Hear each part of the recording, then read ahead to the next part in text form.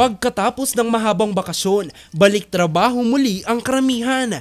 Pero ang pamilya ni Jocelyn na mula pa Manaoag, Pangasinan, nagpiknik muna sa Burnham Park sa Baguio City. Maliban sa pamamasyal, binisita rin kasi nila ang kanilang mga kaanak sa lungsod. Gusto niya kasi dito eh. Tsaka first time yung makapunta dito sa Baguio. Makatapos na ng trabaho, balik trabaho again pagkatapos nito. Tsaka back to school na rin yung anak ko, kaya napili namin dito na lang. Ang turista namang si Darwin na mula Cavite na masyal muna kasama ang kanyang kasintahan at pamangkin bago magbalik sa trabaho. Pasokan na po ulit bukas, so enjoy naman po. So pinakamaganda po rito na napasyalan namin, pinaka-climax ay yung Stone Kingdom, Strawberry and the Botanical Garden. Strawberry, strawberry po, mga lettuce. Ayun, mura basa. Opo. Saka mga healthy kasi personally pick sa garden, sa La Trinidad.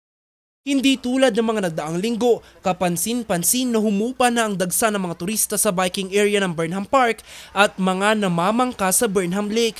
Ayon sa Baguio City Police Office, naging mapayapa ang pagdiriwang ng holiday season sa lungsod. Nag-focus talaga yung law enforcement aspect at saka yung crime prevention efforts natin dun sa mga issues nung last year na nagkaroon tayo ng traffic gridlock nung December 26, 2022. At yun ang mga basis natin for how we could improve sa the following year.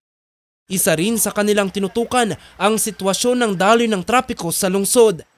The Traffic Enforcement Unit and the Local Government Unit introduces a lot of innovations para ma-ease yung traffic natin.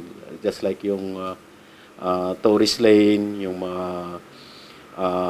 pag-increase ng mga deployed personnel natin and strict implementation doon sa mga traffic laws natin, which resulted to a minimal issue sa traffic natin. Medyo nagkaroon lang tayo ng increase doon sa vehicular traffic accidents. Pagkatapos ng holiday season, isa naman sa pinaghahandaan ng lungsod ang pagdiriwang ng Panagbanga 2024 na magaganap sa buwan ng Pebrero. Jose Robert Inventor para sa Luzon Headlines.